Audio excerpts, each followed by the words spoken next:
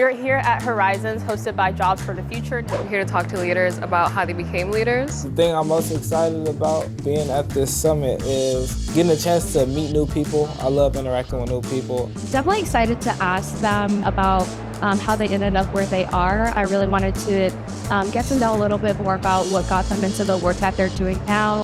As a college student, there's that constant pressure of what are you going to do once you graduate? And everyone's asking that question. It seems to be very diverse across the board. So I think I'm going to leave this conference learning a lot more than I ever have. How many of these have you done? This is my first one. Oh, cool. What are you? We're here to talk about the future of work, and we live and work in a field that is ever the more constantly changing. So what do you think are some of the biggest changes in your field, and how do you think we as young people can learn from them and adapt to them?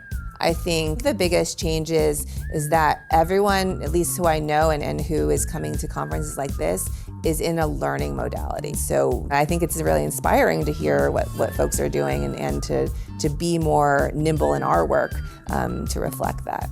Can you tell me a little bit more about how you ended up in your role right now? I said I wanted to work at nonprofit finance, and everyone laughed. So what's nonprofit finance? Yeah. I'm like, I don't know. When I was in high school, I started working as a waitress. And that was a really important experience for me, just to understand how people with very different backgrounds work together on a team to make a business successful. I took some risks. I had mentors along the way. I had advocates along the way who were helping to develop me.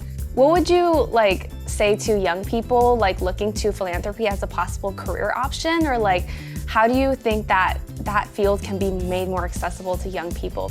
For me, some of the greatest learnings I had were just by tagging along to meetings, asking, hey, can I join you for this? And sitting like a fly on the wall in the back of the room, but observing how people interacted, the body language, and those were opportunities that were free. You just have to ask. Really be respectful with your curiosity, but don't stop being curious. And I think it's about asking the questions about, tell me how you got to this position. Can you also be my mentor? Yeah, of course. So I'm wondering if there was a catalyst that you could think of that brought you down this career path. I would say my mother was always very involved working with our women's shelters in our community. And so that has always inspired me to think about what positive role can I play in helping to bring that kind of desire that parents have for their young people and for their children. A challenge that I have is finding my voice within the workforce development industry and also within my field. What would you say is one challenge that either you're currently working through at your role, or just one challenge that you perceive, that needs to be sort of fixed or looked into? Think about the parts of your job that you like doing. Not what you're good at, and not what's necessarily the most challenging, but what are parts of your job that you truly enjoy, that don't drain you? Try to find ways to do that more. Truly appreciate you. Yeah, it was great to be here. Thanks for having me. I've been out of prison 5 years. Had I done something different, I may be dead. Had I done something different, I may have never gotten out of prison, right? So I feel like my life is where it's supposed to be. And the trajectory that I went through, although it was painful, I feel like sometimes you got to go through the fire to burn off the impurities and the dross. And I went through that, and now I'm being blessed.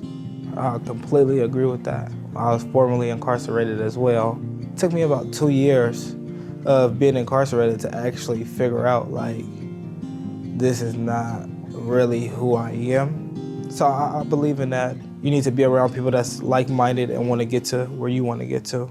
That's right. My hope for you is that you don't have to learn those hard lessons. I feel good about my interview, and I'm very excited to see where me and Mr. Ken relationship goes. It was a really good experience talking with him. It was really nice seeing another person who has a similar story like that. So it was very insightful to talk to them. One piece of advice I would give to people like you in your early career is you have to think that everyone you meet could be part of your future. Either a program, your school, a club, whatever it is. You might have a path that intersects again might make them hire you in the future. Just make sure that you're constantly not only building, but maintaining and fostering relationships. Not a straight line, right? Yeah. Change is slow, progress is slow, but it's still progress. You got a bright future, real bright. You've changed my life just in this hour sitting here.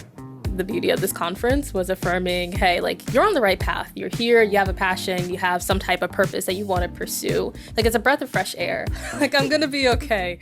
But you know that you want to go on the journey. And I think going on the journey is enough. 1, 2, 3, road trip!